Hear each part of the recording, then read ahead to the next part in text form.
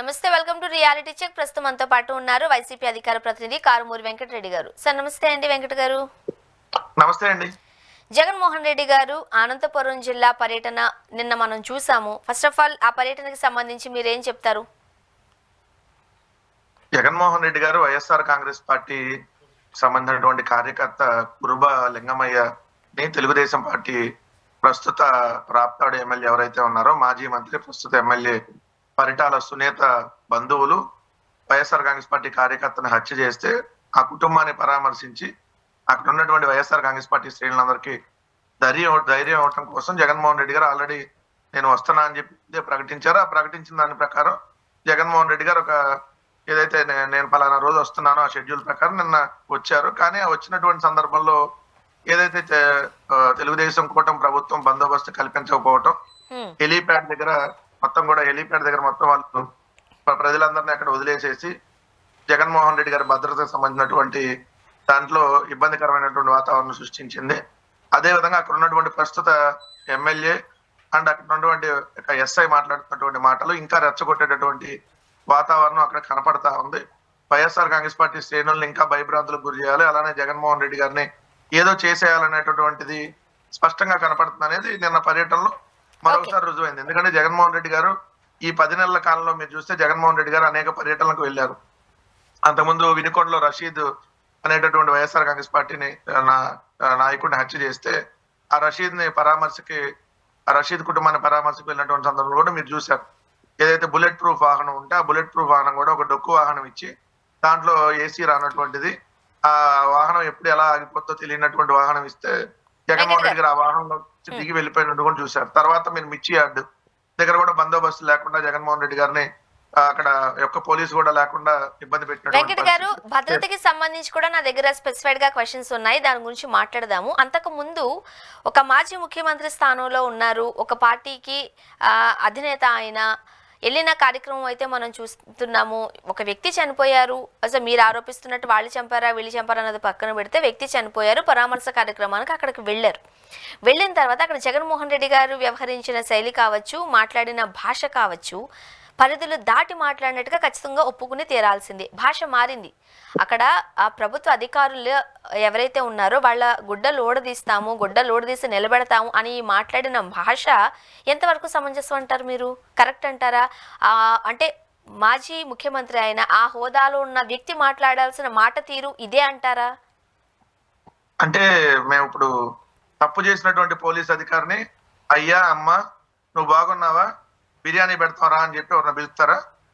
మీకు గొడ్డలోడు తీసి police station దగ్గర నిలబడతాం, న్యాయస్థానంలో నిలబడతాం అని మాట్లాడక ఏం మాట్లాడతారు? ఆ పోలీస్ అధికారి ఎవడైతే ఉన్నాడో ఎస్ఐ సుధాకర్ అనేటటువంటి తెలుగుదేశం కార్యకర్త ఇప్పుడు తెలుగుదేశం నాయకుడిగా మారి 2024 ఎన్నికల్లో తెలుగుదేశం పార్టీ టికెట్ కోసం 7 కోట్ల రూపాయలు ఆల్రెడీ డిపాజిట్ చేశాడని తెలిసినటువంటి వ్యక్తి అడ్డగోలుగా పోలీసు అధికారులాగా కాకుండా ఏదైతే అడ్డగోలుగా తెలుగుదేశం పార్టీ కార్యకర్తలాగా ఇష్టం వచ్చినట్టుగా వ్యవహరిస్తా ఉంటే గొడ్డలోడ తీసి నిలబెడతామని చెబుతారు. అందుకంటే ఏం చెప్తారండి? అతను పోలీస్ అధికారులాగా వ్యవహరించి నీతిగా నిజాయితీగా న్యాయం వైపు నిలబెడితే ఖచ్చితంగా సెల్యూట్ చేస్తాం. ఎందుకంటే ఈరోజు ఆంధ్రప్రదేశ్ రాష్ట్రంలో కొన్ని వేల మంది పోలీస్ అధికారులు నీతి నిజాయితీగా పనిచేసే వాళ్ళు ఉన్నారు. ఎవరైతే కొన్ని వందల మంది అధికారులు తెలుగుదేశం పార్టీ కార్యకర్తలాగా తెలుగుదేశం పార్టీ ఇంట్లో ఏదైతే వాళ్ళకి సంబంధించినటువంటి ఆ ఇంట్లో పాచి పనులు చేయడానికి కూడా ఈరోజు రెడీగా ఉండి పనిచేస్తున్నటువంటి వాళ్ళు కూడా ఉన్నారు. ఎస్, అటువంటి వాళ్ళ మీద అలానే మాట్లాడతాం. ఎలా మాట్లాడాలి జగన్మోహన్ రెడ్డి గారి భాష? మేమన్నా అచ్చెన్నాయుడు లాగా దెమ్ భాష మాట్లాడావా? దెమ్ డాష్ తినడానికి వచ్చారా అని ఏమన్నా అన్నావా? మీరు వ్యవహరిస్తున్నటువంటి తీరు తెలుగుదేశం పార్టీ నాయకుల ఇళ్ల దగ్గర వాచ్మెన్ లాగా, కోర్కాల్లాగా, బంట్రోత్తులాగా పనిచేస్తున్నారు. ఇది కాదు కదా మీకు ఇచ్చిందని చెప్పి అలానే మాట్లాడతాం. ఇంకెలా మాట్లాడాలి? జగన్మోహన్ రెడ్డి గారు ఎలా మాట్లాడాలి భాష? ఈ ఎవరైతే పనికి మాలినటువంటి ఈ తెలుగుదేశం పార్టీ లేదంటే ఇంకా పనికి మాలినటువంటి ఆ జనసేన, దేనికి పనికిరానటువంటి ఆ కుల గజ్జి మీడియా వాళ్ళు మాకేం చెప్పాల్సినటువంటి పని లేదు.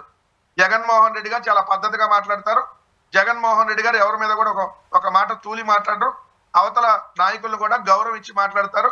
కానీ అవతల నాయకులు వ్యవహరిస్తున్నటువంటి తీరు, మా కార్యకర్తలను వేధిస్తున్నటువంటి తీరు, మా కార్యకర్తలను చంపేస్తుంటే అయ్యా బాబు అని మాట్లాడతామా వీళ్ళ గురించి? ఇప్పుడే వాళ్ళని గుడ్డలోకి తీసి నిలబెడతాం పోలీస్ స్టేషన్ లో. ఎవరైతే ఈ పోలీస్ అధికారులు ఉన్నారో మేము ఎన్నికలు మళ్ళీ అధికారంలోకి వచ్చేదాకా అవసరంలా ఖచ్చితంగా ప్రైవేట్ కేసులు వేసి హైకోర్టులో వీళ్ళు వేసుకున్నది కాకి చొక్కా, వీళ్ళ వెనకాల ఉన్నది పచ్చ చొక్కా అని చెప్పి ఖచ్చితంగా పోలీసుల్ని హైకోర్టులో నిలబెడతాం. గౌరవ హైకోర్టు న్యాయమూర్తులు కూడా అనేక సందర్భాల్లో వ్యాఖ్యానించారు. మీకు పోలీసులకి ఏం పని పాట లేదా, మీరు ఓన్లీ కేసులు పెట్టడం లేదంటే అరెస్టులు చేయటం ఈ తప్ప వేరే ఇంకో పనేం లేదా, కనీసం విచారణ కూడా చేయరా అని చెప్పి ఈ పోలీసుల్ని అనేక సందర్భాల్లో ఈ 10 నెలల్లో గౌరవ హైకోర్టు న్యాయమూర్తి గారు మందలించిన సందర్భాలు కోకొల్లలుగా ఉన్నాయి. మరి అలాంటి ఎలా మాట్లాడాలి? వాళ్ళు అలా మాట్లాడారు కాబట్టి మేము కూడా ఇలానే మాట్లాడతాం అనడం కరెక్ట్ అంటారా? కాదండి. ఇప్పుడు మేము సుధాకర్ ఇప్పుడు మీరు అన్నట్టు సుధాకర్ గారు అనే వ్యక్తి ఎవరైతే ఉన్నారో, నువ్వు పరిటాల సునీత పరిటాల శ్రీరామ్ గారి ఇంట్లో బంట్రోత్ లాగా పనిచేయగాని మా కార్యకర్తలు ఏమనొద్దు ప్లీజ్ అయ్యా నా బతులు అడుగుతారా? ఏం బతులు అడుగుంటారండి? తప్పు చేస్తున్నటువంటి పోలీసు అధికారులు పెళ్ళుమని లాగే విధంగా ఖచ్చితంగా మాట్లాడతాం. యువతలో ఉన్నది మాజీ ముఖ్యమంత్రి, ఆంధ్రప్రదేశ్ రాష్ట్రానికి ముఖ్యమంత్రిగా చేసినటువంటి వ్యక్తి. సో ప్రస్తుతం ఆంధ్రప్రదేశ్ రాష్ట్రంలో ప్రతిపక్ష నాయకుడిగా ఉన్నారు. ఆంధ్రప్రదేశ్ రాష్ట్రంలో వైఎస్ఆర్ కాంగ్రెస్ పార్టీ అనేటటువంటి పార్టీకి 40% ఓటింగ్ తో ప్రజలు మాకు 1,32,00,000 మంది ఓటేశారు. ఇష్టం వచ్చినట్టుగా మా పార్టీకి సంబంధించినటువంటి నాయకుల్ని కార్యకర్తల్ని ఏ పనికిరానటువంటి ఎవటో ఏది పడితే అది ఇష్టాన్నితిగా మాట్లాడతామంటే చూస్తూ కూర్చొని అయ్యా బాబు అని బతులు ఆడుకుంటారా? ఖచ్చితంగా గుడ్డలోడు తీసి న్యాయస్థానంలో నిలబడతాం. మళ్ళీ చెప్తున్నాం, ఎవడైతే వైఎస్ఆర్ కాంగ్రెస్ పార్టీ నాయకుల్ని వేధిస్తాడో, తెలుగుదేశం పార్టీ ఇళ్ల దగ్గర బానిసల్లాగా, తెలుగుదేశం పార్టీ ఇళ్ల దగ్గర తొత్తుల్లాగా, వాళ్ళ ఇంట్లో వాచ్మెన్ లాగా పనిచేస్తారో ఒక్కొక్కరిని ఖచ్చితంగా న్యాయస్థానం ముందు నిలబడతాం. ఇప్పటికి ఆల్రెడీ 70 మంది మీద ప్రైవేట్ కేసులు వేయబోతున్నాం. మరికొంతమంది ఉన్నారు, వాళ్ళందరినీ కూడా వదిలేటటువంటి ప్రసక్తి లేదు. ఇది ఫైనల్. అంటే ఇప్పుడు అధికారంలో ఉన్న అధికారులను బెదిరించి మాట్లాడడం కరెక్టే అంటారా? ఆ స్థాయి గల వ్యక్తి ఇప్పుడు అక్కడ భద్రత సరిగ్గా లేదు. భద్రత దగ్గరకు వద్దాం క్లియర్ గా, దాని గురించి కూడా మనం మాట్లాడదాం. ఇప్పుడు ఎక్కడైతే మాట్లాడదాం వెంకట గారు, ఇక్కడ ఈ పాయింట్ లో నా క్వశ్చన్ ఏంటి అని అంటే, జగన్మోహన్ రెడ్డి గారు మాజీ ముఖ్యమంత్రి, పార్టీ అధిపతి అయిన ఆ స్థాయిలో ఉన్న వ్యక్తి ఒక డీజీపీ గారికి ఇంకో ఇట్లా బిహేవ్ చేస్తున్నారు, ఇది విషయం చెప్పడం అనేది ఆ స్థాయికి తగ్గ వ్యక్తి చేయాల్సిన పని. ఆ కింది స్థాయి వ్యక్తులు సిఐలో ఎస్ఐలో వాళ్ళ మీద వాళ్ళని బెదిరిస్తూ మీ బట్టలు ఓడగొడతామని చెప్పి పబ్లిక్ లో ఒక పార్టీకి అధినేతే మాట్లాడితే మీలాంటి వాళ్ళందరూ కూడా ఇదే మాట్లాడతారు. ఆ రోజు జగన్మోహన్ రెడ్డి గారు ఆ మాట మాట్లాడి ఉండకపోతే ఈ రోజు ఇంత ధైర్యంగా మీరు మాట్లాడేవారు కాదు. ఇవేనా రాజకీయాలు అనేది ప్రశ్న. ఇప్పుడు ఎవడు ప్రశ్నిస్తుంది? ఎవడండి ప్రశ్నిస్తుంది? చంద్రబాబు నాయుడు లేదంటే వాళ్ళ పార్టీలో ఉన్నటువంటి పనికిమాలిన వాళ్ళు ప్రశ్నిస్తున్నారా?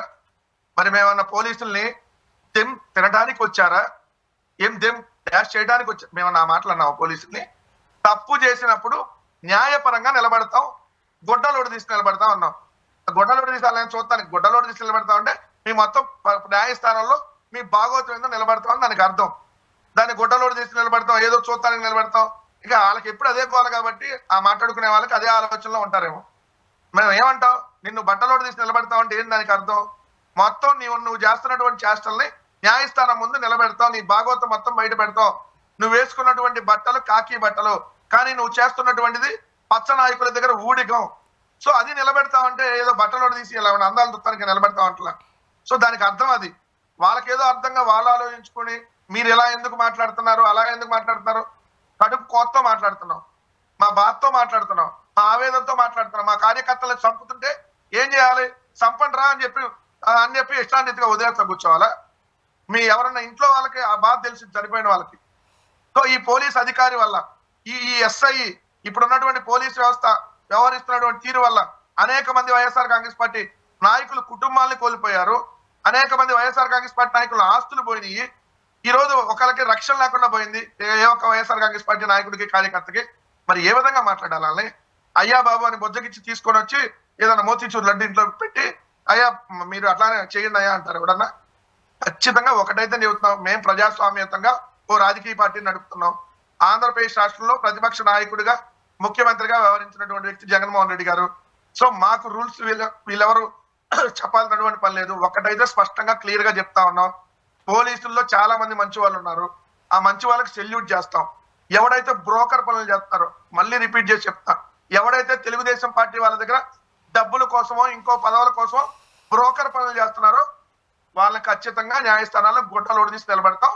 వాళ్ళని ఎవరిని కూడా వదిలేటటువంటి ప్రసక్తి లేదు. వాళ్ళు పోలీసు ఉద్యోగం వదిలి విదేశాలు వెళ్ళిపోయినా లాక్కొచ్చి మరీ నిలబెడతాం. ఎక్కడా కూడా కాంప్రమైజ్ లేదు. వెళ్ళింది అనంతపురం జిల్లా వాళ్ళ కోటరి దగ్గరికి వెళ్ళారు. సో అక్కడికి వెళ్ళి మీరు మాట్లాడిన భాషకు గాను పరిటాల సునీత గారు ఇచ్చిన కౌంటర్ని మీరు ఎట్లా చూస్తారు? నేను తలుచుకుంటే అడుగు కూడా పెట్టనివ్వము జగన్మోహన్ రెడ్డి గారిని సూటిగా మాట్లాడారు. ఏం చెప్తారు మీరు? తలుచుకోలేదే, ఏమన్నా ముహూర్తం కావాలా? సరే ఒకసారి తలుచుకొని ముహూర్తం పెట్టి చెప్పమని చెప్పండి. తలుచుకునేది ఏంటి? మీ వయసు ఏంది, మీరు మాట్లాడే మాటలేంది? కామెడీ అనిపెట్టలేదా? ఒకసారి ఆ మాట్లాడేదానికి అవనే ఒకసారి మళ్ళీ ఒకసారి ఆలోచించి చెప్పానండి. ఏం చేస్తారు తలుచుకుంటే? అంటే చంపేస్తారా? అంతకంటే ఇంకేమైనా చేస్తారా? మహా అయితే చంపేస్తారు అంతేగా. మీరు జగన్మోహన్ రెడ్డి గారిని తలుచుకుంటే అడుగు పెట్టలేరు, వాళ్ళ కోట ఏమో రాసి ఇచ్చారా నిన్న వాళ్ళ కోటని? జగన్మోహన్ రెడ్డి గారు వచ్చింది అక్కడికే కదా నిన్న. తలుచుకోలేకపోయారా? తలుచుకో, మళ్ళీ ఒకసారి ముహూర్తం పెట్టండి, పెడితే మళ్ళీ వస్తాను. తలుచుకోండి, లేదా అప్పుడు ఎవరి మీద ఎత్తున్నారు మీరు? ఆఫ్టర్ ఆల్ ఒక ఎమ్మెల్యే, యువతల మాజీ ముఖ్యమంత్రి. సో ఇష్టం వచ్చినట్టుగా మేము చంపేస్తాం, మీ ఆయన వందలాది మందిని చంపేశాడు కాబట్టి నేను ఇప్పుడు ఆ బాధ్యతలు తీసుకొని నేను కూడా నరికేస్తా చంపేస్తా అంటే కొంచెం మనం మాట్లాడేదానికి కొంచెం సెన్స్ ఉండి మాట్లాడాలి కదా. ఓ మహిళ మాట్లాడే మాటలేనా? ఓ మహిళ అవతల ఉన్నటువంటి మాజీ ఎమ్మెల్యే తోపుదుర్తి ప్రకాష్ రెడ్డి గారిని రెచ్చగొడతారు. ఏం నువ్వు చవట దద్దమ్మా, నువ్వు ఏం చేయలేవా, ఏం చేయాలి? ఇప్పుడు మాజీ ముఖ్యమంత్రిని రెచ్చగొడతారు. నేను తలుచుకుంటే నీ హెలికాప్టర్ నుంచి నువ్వు వెనక్కి వెళ్ళిపోతావు, హెలికాప్టర్ కూడా దిగనేవు అంటే ఏం చేస్తారు? పైన ఏమైనా చేసేస్తారు హెలికాప్టర్ లో? అంటే ఎక్కడికి పోతా ఉన్నా రాజకీయాలు? మీరు వీళ్ళు మాట్లాడేటటువంటి మాటలకి మేము రియాక్ట్ అయితే మేము తప్పు. వీళ్ళు చేసేవన్నీ చాలా పద్ధతైన పక్షం, అసలు వీళ్ళు చాలా గొప్పోళ్ళు. వీళ్ళంత నీతిమంతులు శుద్ధ ఈ దేశంలో ప్రపంచంలో ఉండరు. ఆ మాట్లాడేందంటే జగన్మోహన్ రెడ్డి గారికి ఎందుకంటే మీకు ఎంత సెక్యూరిటీ? ఏం ఒక ఎస్ఐ అనో ఒక సిఐ నలుగురు కానిస్టేబుల్ ఉంటారు. ఏమెవరండి డిసైడ్ చేయడానికి? జగన్మోహన్ రెడ్డి గారి భద్రత గురించి ఏమెవరు అసలు డిసైడ్ చేయడానికి? ఆయన Z+ కేటగిరీ ఉన్నటువంటి వ్యక్తి. ఆయనకి ఏ భద్రత ఉండాలనేది Z+ కేటగిరీ ప్రకారం ఇవ్వాలి. ఫలానా పడే నువ్వు రా, ఫలానా మా ఏరియాకి నువ్వు రావడానికి వీల్లేదు. ఏరియా ఏమన్నా కొనుక్కుందా? ఏమన్నా చంద్రబాబు నాయుడు ఏరియాని ఏమన్నా అమ్మేశాడా? మీరు రాకూడదు. ఏందండి ఇది? ప్రజాస్వామ్యంలో ఉన్నావా లేదంటే ఇంకేదన్నా ఆఫ్రికా దేశాల్లో కొన్ని చోట్ల ఉంటాయి, ఎవరు ద్వీపాలని వాళ్ళకి రాసి ఇచ్చేసినట్టుగా కొనుక్కున్నాడని. అలాంటి దాంట్లో ఉన్నావా? వెంకట గారు, ఇప్పుడు మీరు అన్నట్టుగా ప్రజాస్వామ్యంలో మనం ఉన్నాం. ఎవరి దగ్గరికన్నా పరామర్శించడానికి వెళ్ళొచ్చు. మాజీ ముఖ్యమంత్రి స్థానంలో ఉన్న జగన్మోహన్ రెడ్డి గారు అనంతపురం జిల్లాలో పర్యటించారు. సదరు వ్యక్తి ఆ కుటుంబాన్ని పరామర్శించి వచ్చినప్పుడు మాట్లాడిన మాటలు. ఇప్పుడు అధికారులకు సంబంధించి డ్యూటీలో ఉన్న అధికారికి మీరు ఎలా పడితే అలా మాట్లాడితే, ఈ యూనిఫామ్ ఇచ్చింది మీరు కాదు, మాకు రాజ్యాంగం కల్పించింది అంటూ ఆయన గట్టిగానే మాట్లాడారు. ఓడదీయడానికి మీరెవరు అన్నారు, భాష నేర్చుకోండి అని చెప్పారు. సలహాలు సూచనలు ఇప్పించుకున్నారుగా మీరు. ఆ స్థాయిలో ఉన్న వ్యక్తి మాట్లాడితే ఖచ్చితంగా అవతల నుంచి కౌంటర్ కూడా మనకి ఎట్లానే వస్తుంది. మీరు అడిగే దాన్ని బట్టి కూడా నాకు ఆ మాట్లాడిన వ్యక్తి మాట్లాడిన మాటలు ఇప్పుడు సోషల్ మీడియా మీరు చూడలేదు. పొద్దున్నుంచి ఆయన లోకేష్ తో దిగిన ఫోటోలు, తెలుగుదేశం పార్టీ టికెట్ కోసం తిరిగినటువంటి ఫోటోలు, తెలుగుదేశం పార్టీ అభ్యర్థిగా పోటీ చేయబోతున్న ఫోటోలు. డ్యూటీ చేస్తున్నాడా? ఏ డ్యూటీ చేస్తుంటే రామగిరిలో వైఎస్ఆర్ కాంగ్రెస్ పార్టీ నాయకుడిని ఎలా హత్య చేశారు? అప్పుడు డ్యూటీ ఎవరి దగ్గర చేస్తున్నాడు? అప్పుడు పోలీస్ డ్యూటీ చేయకుండా ఇంకేదన్నా డ్యూటీ చేస్తున్నాడా? మళ్ళీ రిపీట్ చేస్తున్నా, అప్పుడు పోలీస్ డ్యూటీ చేయట్లేదు ఆయన. అప్పుడు వైఎస్ఆర్ కాంగ్రెస్ పార్టీ ఎంపీటీసీలని తెలుగుదేశం పార్టీ దగ్గరకు చేర్చే బ్రోకర్ పని చేస్తా ఉన్నాడు కదా, అదే నా డ్యూటీ. ఆ డ్యూటీ చేసేటువంటి వ్యక్తిని మేము అన్నావా?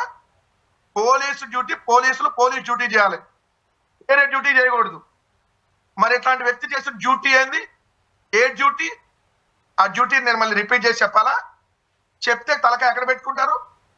మరి ఏ డ్యూటీ చేశాడని మేము అటు డ్యూటీ చేసేటటువంటి వ్యక్తిని మేము మాట్లాడకూడదంట. నీకు చేతం ఇస్తుంది పరిటాల సునీత లేదంటే పరిటాల శ్రీరామ్ ఇస్తున్నాడా? మా అందరి పన్నులతో వచ్చినటువంటి ఆ పన్నుల ద్వారా వచ్చినటువంటి డబ్బుల్ని ప్రభుత్వం ఇస్తుందా? ఇలాంటి బ్రోకర్ పనులు చేసే వాళ్ళని మేము మాట్లాడకూడదంట. మేము మాట్లాడితే తప్పంట. ఆయన కూడా రిపీట్ కౌంటర్ ఇచ్చాడంట.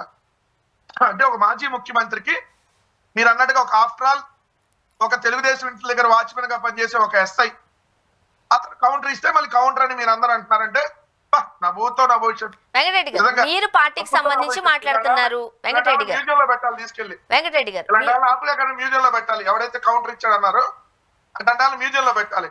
ఎవరైనా మాజీ ముఖ్యమంత్రికి ఒక ఎస్ఐ కౌంటర్ ఇస్తే ముందు అతను దానికి సంబంధించినటువంటి ఎక్స్ప్లెనేషన్ ఇవ్వాలి డీజీపీ గారికి కానీ అన్ని. ఎందుకంటే అతను మాట్లాడడానికి రైట్ లేదు. మరి దానికి సంబంధించి సమాధానం చెప్పాలి కదా.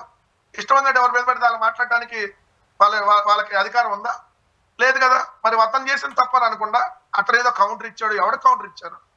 సో అతను కౌంటర్ ఇచ్చాడని అనుకుంటున్నారు కదా. అతని గుడ్డలు ఆల్రెడీ సోషల్ మీడియాలో ఒప్పదీశారు. ఇప్పటికే వెంకటరెడ్డి గారు, మీరు పార్టీకి సంబంధించి ఆల్రెడీ ఒప్పదీశారు, చూసుకోవచ్చు అందరూ. వెంకటరెడ్డి భౌతికంగా మొత్తం సోషల్ మీడియాలో ఉంది ఈ రోజు చరిత్ర. వైఎస్ఆర్ కాంగ్రెస్ పార్టీలో పెట్టుకుంటే ఏమైందో విత్ ఇన్ 24 hours లో సోషల్ మీడియా మొత్తం అతని చరిత్ర మొత్తం వచ్చింది కదా. మీరు అదే చెప్తున్నాను మీకు. వైఎస్ఆర్సీపీతో పెట్టుకుంటే ఏమవుతుందా అంటూ మీరు, మా టీడీపీ వాళ్ళతో పెట్టుకుంటే ఏమవుతుందా అని వాళ్ళు. ఇక్కడ మీరు వెళ్ళింది ఒక కుటుంబాన్ని, బాధలో ఉన్న కుటుంబాన్ని పరామర్శించడానికి. దానికి ఎవరైనా ఒక రకంగా చెప్పాలంటే సానుభూతి వ్యక్తం చేయాల్సిన పరిస్థితిని రాజకీయాలు చేస్తున్నారు. మీరు ఒక పార్టీకి సంబంధించి వకాల్తా పుచ్చుకుని మాట్లాడుతున్నారు. బట్ ఇక్కడున్న నేను మాజీ ముఖ్యమంత్రి హోదాలో ఉన్న జగన్మోహన్ రెడ్డి గారు అలా మాట్లాడడం కరెక్టా అని నేను అడుగుతున్నాను. ఇదే స్థానంలో ఆ తర్వాత ఎప్పుడైనా టీడీపీకి సంబంధించిన వాళ్ళు ఉన్నా ఇదే క్వశ్చన్ రేస్ చేస్తాం కదా. మీరు అలా మాట్లాడటం కరెక్టా అన్నారు. మీ డ్యూటీ మీరు సక్రమంగా చేస్తే నేను మిమ్మల్ని క్వశ్చన్ చేయను కదా.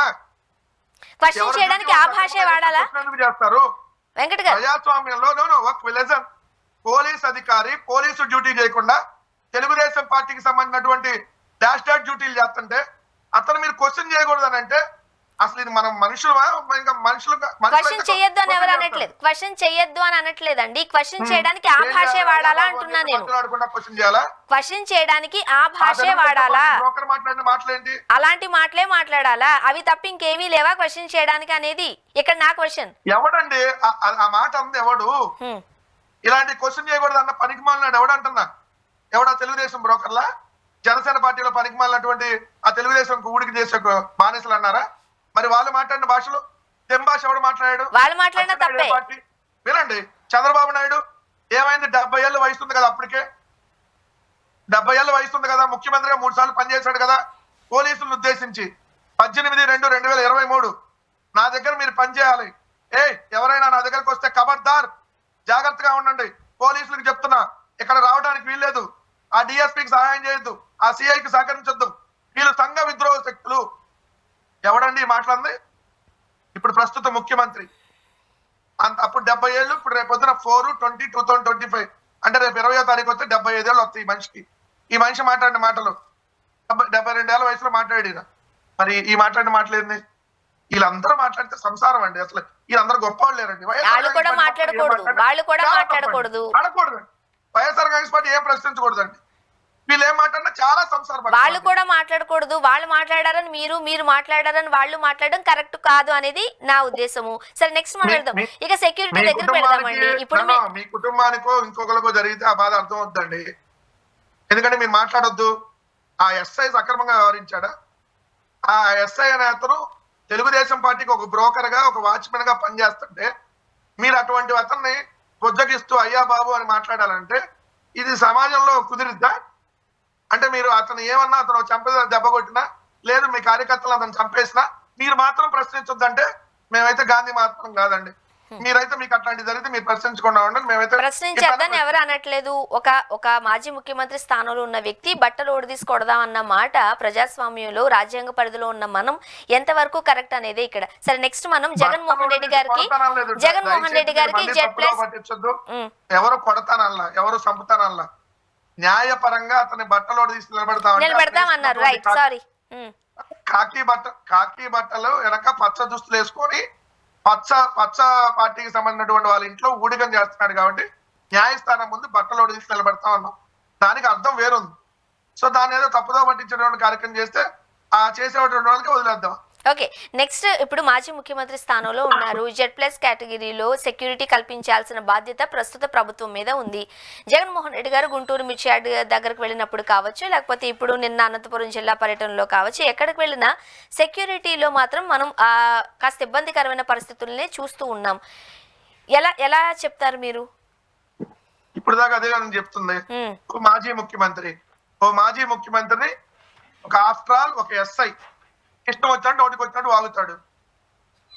ఒక ఎమ్మెల్యే నిన్ను హెలికాప్టర్ నుంచి రాని నెడకంటది అంటే మరి పైన ఏమైనా చేసేస్తారని తెలియదు. దానికి తగ్గట్టుగా నిన్న అదే చూపించారు. ఏమని? హెలికాప్టర్ దిగంగానే సెక్యూరిటీ లేకుండా మొత్తం వైఎస్ఆర్ కాంగ్రెస్ పార్టీ శ్రేణులు, ప్రజలందరూ జగన్మోహన్ రెడ్డి గారి హెలికాప్టర్ చుట్టూతా చుట్టుముట్టినటువంటి కార్యక్రమం. ఆ హెలికాప్టర్ కి సంబంధించిన దాంట్లో హెలికాప్టర్ కూడా డ్యామేజ్ అయినటువంటి పరిస్థితి. అంటే ఆ మోకల్లో వైఎస్ఆర్ కాంగ్రెస్ పార్టీ కాకుండా ఎవడన్నా సంఘ విద్రోహ శక్తులు ఈ తెలుగుదేశం పార్టీకి సంబంధించినటువంటి గూండాలు వచ్చి జగన్మోహన్ రెడ్డి గారిని ఏమైనా చేస్తే ఈ పార్టీకి పరిస్థితి ఏంటి? మరి ఇదే కదా మేమందరం మొత్తుకుంటుంది. ఈ పోలీసుల గురించి మొత్తుకుంటుంది అదే కదా. ఈ ఈ ఎమ్మెల్యే ఏం చెప్పింది?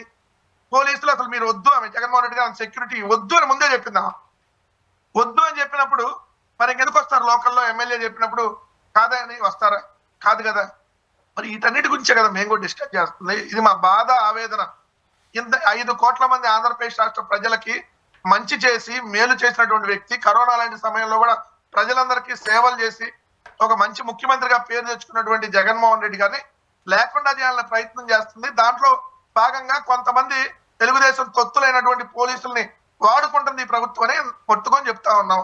దానిలో భాగంగా నిన్న వాళ్ళు చూపించారు అక్కడ జగన్మోహన్ రెడ్డి గారి భద్రతకి, ఖచ్చితంగా భద్రతకు సంబంధించినటువంటి దాంట్లో ఈ ప్రభుత్వం కుట్ర పన్నుతుందని క్లియర్ గా అర్థమవుతా ఉంది. మేము హైకోర్టుకు కూడా ఆల్రెడీ వెళ్ళాం. హైకోర్టుకు వెళ్ళినటువంటి సందర్భంలో ఏదైతే సెక్యూరిటీ రివ్యూ కమిటీ అని ఒకటి ఉంటుంది స్టేట్ కి వచ్చి, ఆ security review committee Jaganmohan Reddy గారికి ప్రాణహాని ఉందని చెప్పి డైరెక్ట్ గా హైకోర్టుకు కూడా చెప్పింది. Z+ కేటగిరీని కొనసాగించాలని చెప్పింది. కానీ ఈ రోజు Z+ కేటగిరీ కాదు కదా, ఒక సామాన్య ఎమ్మెల్యేకి ఏ విధంగా ఇస్తున్నారో అదే ఇస్తున్నారు. సో జగన్మోహన్ రెడ్డి గారిని చంపేయాలన్నటువంటి కుట్రకి ఈ ప్రభుత్వం తెరలేపింది. సో అంతకుముందు కూడా ఆల్రెడీ 2 అటాక్స్ జగన్మోహన్ రెడ్డి గారి మీద జరిగి ఉన్నాయి. ఒకటి విశాఖపట్నంలో, ఒకటి విజయవాడలో. సో దానిలో భాగంగానే ఇది మరొకసారి ప్రయత్నం చేస్తున్నారేమో అనేటువంటి బలమైన అనుమానాలు వైఎస్ఆర్ కాంగ్రెస్ పార్టీ శ్రేణులకి, మెజారిటీ ప్రజలకి ఉన్నాయి. అందుకనే మేము అంటున్నాం క్లియర్ గా జగన్మోహన్ రెడ్డి గారికి కేంద్ర బలగాలతో సెక్యూరిటీ కల్పించాలి. మేము ఆల్రెడీ అమిత్ షా గారిని వీళ్ళందరినీ కూడా కలుస్తాం. ఖచ్చితంగా కేంద్ర ప్రభుత్వాన్ని మేము కలిసి జగన్మోహన్ రెడ్డి గారి సెక్యూరిటీకి సంబంధించి, ఎందుకంటే జగన్మోహన్ రెడ్డి గారిని కాపాడుకోవాల్సినటువంటి అవసరం ఈ రోజు రాష్ట్ర ప్రజానికానికి ఉంది. సో ఖచ్చితంగా దాని మీద మేము వెళ్తాం. ఈ రాష్ట్ర ప్రభుత్వం మీద మాకు నమ్మకం లేదు. గత 2 రోజులుగా ఈ రాజకీయ పరిణామాలు చూస్తుంటుంటే, ముఖ్యంగా అనంతపురం జిల్లా పర్యటనకు సంబంధించి చూస్తూ ఉన్నప్పుడు మళ్ళీ ఫ్యాక్షన్ రాజకీయాలను చూడాల్సి వస్తుందేమో అనే ఒక భయం ఏపీ ప్రజల్లో కనిపిస్తోందట. మీరేమంటారు? అంటే భాష మీద భాష విసురుకోవడాలు, బెదిరించుకోవడాలు. ఒకప్పుడు ఆంధ్రప్రదేశ్ రాష్ట్రంలో ఫ్యాక్షనిజం ఉండేది. రాజశేఖర రెడ్డి గారు ముఖ్యమంత్రి అయిన 2004, 2009 మధ్య ఆ ఫ్యాక్షనిజాన్ని పూర్తిగా అంతమొందించాడు. ఇంకెక్కడైనా 1-6 చోట్ల ఉన్నా కూడా జగన్మోహన్ రెడ్డి గారు వచ్చిన తర్వాత అసలు ఇట్లాంటిది ఎలా ఉండొద్దు, రాజకీయ కక్షలు కూడా ఉండొద్దు అని చెప్పి జగన్మోహన్ రెడ్డి గారు క్లియర్ గా చెప్పే పరిటాల ఫ్యామిలీకి అదనంగా 8 మంది గన్మెన్లని జగన్మోహన్ రెడ్డి గారు ముఖ్యమంత్రిగా ప్రమాణ స్వీకారం చేయకముందే ఇచ్చాడు. 8 మంది అదనంగా గన్మెన్లని 2019 మే 28వ తారీఖే జగన్మోహన్ రెడ్డి గారు వాళ్ళకి అలాట్ చేయడం జరిగింది. 30 ప్రమాణ స్వీకారం, 23 మేము రిజల్ట్ వచ్చింది. సో IAS, IPS అధికారులతో మీటింగ్ పెట్టి జగన్మోహన్ రెడ్డి గారు పరిటాల ఫ్యామిలీకి అత్యంత భద్రత కల్పించాం. చిన్న గాయం కూడా ఆ ఫ్యామిలీకి జరగకుండా, చిన్న డ్యామేజ్ కూడా ఆ ఫ్యామిలీకి జరగకుండా కాపాడింది జగన్మోహన్ రెడ్డి గారి ప్రభుత్వం. కానీ ఈ రోజు వాళ్ళు అలా వ్యవహరిస్తున్నారా? ఫ్యాక్షనిజం దాటిపోయి వేరే స్టేజ్కి ఆంధ్రప్రదేశ్ తీసుకెళ్లిపోయారు. నాట్ ఓన్లీ రాయలసీమ, ఈ రోజు ఆంధ్రప్రదేశ్ అంతా ఫ్యాక్షనిజాన్ని మించినటువంటి ఒక పిచ్చి కుక్క రాజ్యాంగం నడుస్తా ఉంది. అదే రెడ్ బుక్ రాజ్యాంగం. ఎవరిని పడితే వాళ్ళని ఎప్పుడు ఎలా ఎవరిని కరుస్తారో తెలియదు, ఎప్పుడు ఎవరిని చంపేస్తారో తెలియదు. చిన్నపిల్లలు స్కూల్కి వెళ్తే తిరిగి వస్తారన్న గ్యారంటీ లేదు. ఇష్టానురీతిగా ఇక్కడ ఆంధ్రప్రదేశ్ అందరూ అంటున్నారు బీహార్ అని. బీహార్ కాదండి, అసలు ఆఫ్రికా దేశాల్లో కూడా ఇలాంటి పాలన ఉండదు. అంత దరిద్రమైనటువంటి, అలాంటి దారుణమైనటువంటి, అరాచకమైనటువంటి పాలనకు వాళ్ళు తెరపారు. దీనికి ఫ్యాక్షనిజం అనే పేరు పెడితే చాలా తక్కువ. అంతకు మించి ఈరోజు ఆంధ్రప్రదేశ్ లో అలాంటి వాతావరణాన్ని వీళ్ళు తీసుకొని వచ్చారు. ఖచ్చితంగా ఇది భవిష్యత్ ఆంధ్రప్రదేశ్ కి ప్రమాదకరం. దీన్ని మరి ఆ భగవంతుడే కాపాడాలి. ఎందుకంటే ఆంధ్రప్రదేశ్ రాష్ట్రాన్ని ఈ పిచ్చి కుక్కల పాలన నుంచి, ఆ పిచ్చి కుక్కల రాజ్యాంగం అనేటటువంటి రెడ్ బుక్ అనే దాని నుంచి ఖచ్చితంగా మరి భగవంతుడే కాపాడాలి. లేదంటే ఇంకా ఎన్ని అరాచకాలు జరుగుతాయి, ఎవరిని ఎక్కడ చంపుతారో తెలియదు, ఎవరిని ఎక్కడ కొడతారో తెలియదు, ఎక్కడ వెళ్తే రక్షణ ఏంటో తెలియనటువంటి పరిస్థితుల్లో ప్రజానికం అంతా భయంతో బతుకుతా ఉన్నారు. సో ఖచ్చితంగా మరి ఆ భగవంతుడే ఈ రాష్ట్రాన్ని కాపాడాలని మాత్రం చెప్తాం. సో ఇప్పుడు జరుగుతున్న పరిణామాల నేపథ్యంలో సెక్యూరిటీ ల్యాబ్స్ కావచ్చు, లేకపోతే మాటల దాడి కావచ్చు, ఇవన్నీ చూసిన తర్వాత ఫ్యూచర్ గా ఎలా ముందుకు వెళ్ళాలనుకుంటున్నారు పార్టీ పరంగా? ఒకటండి, మేము న్యాయపరంగా న్యాయస్థానాలు మేము బలంగా నమ్ముతాం. న్యాయం 4 రోజులు లేట్ అయినా న్యాయం ఖచ్చితంగా గెలుస్తుంది. సో మేము హైకోర్టుకు వెళ్ళాం, మళ్ళీ సుప్రీంకోర్టుకు కూడా వెళ్తాం. ఈ రాష్ట్రంలో జరుగుతున్నటువంటి పరిపాలన, ఈ రాష్ట్రంలో జరుగుతున్నటువంటి ఈ అరాచకాలు, ఈ రాష్ట్రంలో జరుగుతున్నటువంటి ఈ దారుణాలు, దుర్మార్గాల మీద కేంద్ర ప్రభుత్వం దగ్గరికి వెళ్తాం. బట్ కేంద్ర ప్రభుత్వం చేయదు. ఎందుకంటే ఇక మొత్తం తోడు దొంగలే కదా, ఒకళ్ళే ఇలా కలిపే కదా పరిపాలిస్తుంది వీళ్ళు. రాష్ట్రపతి గారి దగ్గరికి వెళ్తాం, రాష్ట్రపతి గారు కూడా పట్టించుకోకపోతే సుప్రీంకోర్టుకి వెళ్తాం, ఖచ్చితంగా ప్రజల్లోకి వెళ్తాం. ప్రజల్లోకి వెళ్ళి జరుగుతున్నటువంటి అరాచక పాలన ప్రజలకి ఖచ్చితంగా ఏం జరుగుతుందో పూర్తిగా వాస్తవాలను చెప్పి ప్రజల మద్దతు కూడా కడతాం. శ్రీలంక, బంగ్లాదేశ్ లో ఏ విధంగా తిరుగుబాటు వచ్చిందో అటువంటి తిరుగుబాటు ఆల్రెడీ ఇక్కడ ఈ రాష్ట్రంలో ఈ కూటమి ప్రభుత్వం మీద బిగిన్ అయింది. సో ఈ ప్రభుత్వం ఎక్కువ రోజులు ఉండేటటువంటిది కాదు. అందుకని వాళ్ళ ఇష్టాన్ని రీతిగా ఉన్నప్పుడే ఏదో చేసేయాలనేటటువంటి తద్దుగా చేయాలనేటువంటిది వాళ్ళకి కనపడతా ఉంది. దీని మీద ఖచ్చితంగా ప్రజలను కూడా కట్టుకొని పెద్ద పోరాటం ఖచ్చితంగా చేస్తాం. థ్యాంక్ యూ సో మచ్ అండి, మీ అభిప్రాయాలు పంచుకున్నారు. థ్యాంక్ యూ వెరీ మచ్ అండి వెంకటరెడ్డి గారు. ఇది వాళ్ళ రియాలిటీ చెక్. Stay tune.